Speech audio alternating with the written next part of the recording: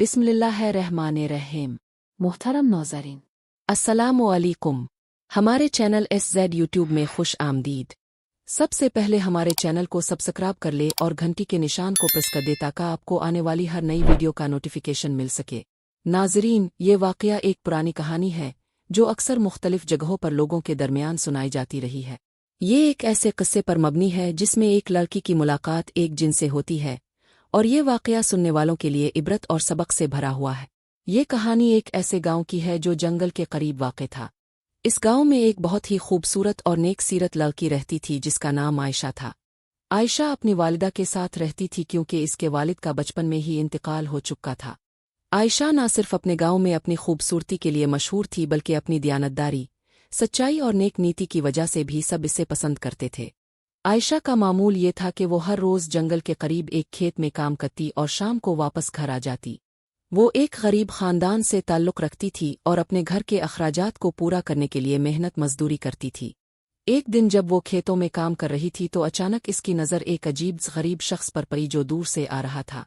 वो शख्स बहुत लंबा, ताकतवर और गैर मामूली नज़र आ रहा था।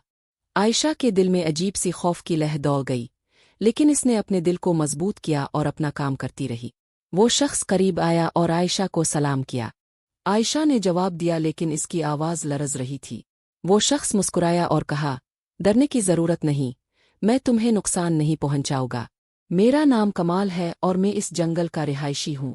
आयशा ने हैरानी से पूछा, तुम यहाँ के रहने वाले हो? मैंने कभी तुम्हें यहाँ नहीं देखा। कमाल ने हंसते हुए जवाब दिया, मैं तुम्हें कैसे दिखाई देता? मैं एक जिन हूँ और मेरा यहाँ आना जाना बहुत कम होता है, लेकिन आज मैंने तुम्हें यहाँ अकेला देखा तो सोचा कि तुमसे बात की जाए। आयशा ने जब ये सुना कि वो जिन है तो इसके दिल में खौफ बढ़ गया, लेकिन कमाल ने इससे कहा कि वो इसे नुकसान नहीं पहुंचाएगा बल्कि इसका दोस्त बनना चाहता है।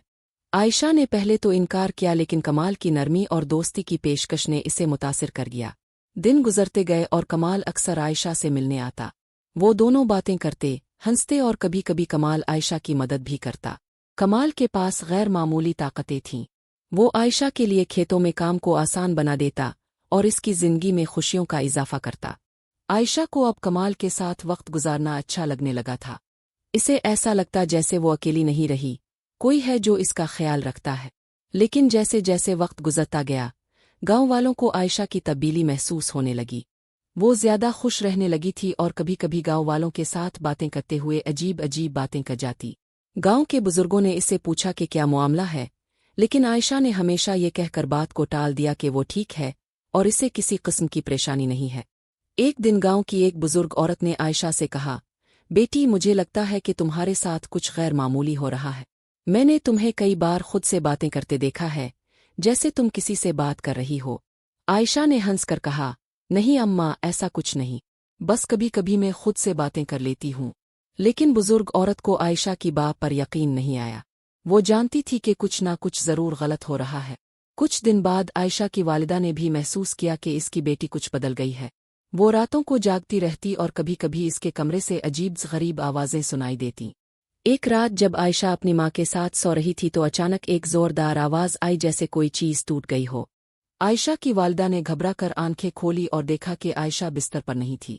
वो फौरन बाहर की तरफ भागी और देखा कि आयशा खेतों की तरफ जा रही है। आयशा की वालिदा ने इसे आवाज़ दी, आयशा, कहाँ जा रही हो? ये रात का वक्त है। लेकिन आयशा जैसे कुछ सुन ही नहीं रही थी। वो आगे बढ़ती जा रही थी और इसके कदम तेजी से चल रहे थे। आयशा की वालिदा ने हिम्मत करके इसका पीछा किया। जब वो खेतों के करीब पहुंची तो इसने देखा कि आयशा एक दरख्त के पास खड़ी है और किसी से बात कर रही है, हालांकि वहां कोई दिखाई नहीं दे रहा था। आयशा की वालिदा ने गौर से सुना तो वो कमाल की आवाज़ सुनाई दी, आयशा, मैं तुम्हें अपने साथ ले जाना चाहता हूँ। ये दुनिया तुम्हारे लिए नहीं है, तुम्हें मेरी दुनिया में खुशियाँ मिलेगी। आयशा की वालिदा खौफ से कांप उठी।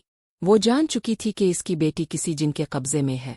वो जोर जोर से दुआई पढ़ने लगी और आयशा का हाथ पकड़कर इसे खींचने लगी। कमाल की आवाज़ गूंज रही थी, तुम मुझे मजबूर नहीं कर सकते, आयशा मेरी है। आयशा की वालिदा ने अपने ईमान की ताकत से दुआ की और आखिरकार कमाल की आवाज़ धीरे धीरे ख़त्म हो गई। आयशा बेहोश होकर ज़मीन पर गिर गई। इसकी वालिदा ने इसे उठाया और गाँव ले आई। अगले दिन आयशा ने होश में आते ही सब कुछ बता दिया कि किस तरह वो कमाल से मिली थी और कैसे वो इसके दिल में जगह बना गया था। गांव के बुजुर्गों ने इस वाकया को सुनकर आयशा को दुआई दी और इसे अल्लाह की याद में मशगूल रहने का मशवरा दिया। वक्त गुजरने के साथ साथ आयशा ने दुआ और इबादत में दिल लगा लिया और अल्लाह से मदद तलब की। कमाल कभी वापस न आया और आयशा ने अपनी जिंदगी में सुकून हासिल कर लिया। नाज़रीन, ये कहानी हमें सिखाती है कि बाज़ औक़ात हमारे सामने जो चीज़ें खुशनुमा और दिलकश दिखाई देती हैं, वो हकीकत में हमारे लिए नुकसानदेह हो सकती है। अल्लाह की इबादत और दुआ ही हमें हर तरह के शर से महफूज रख सकती है।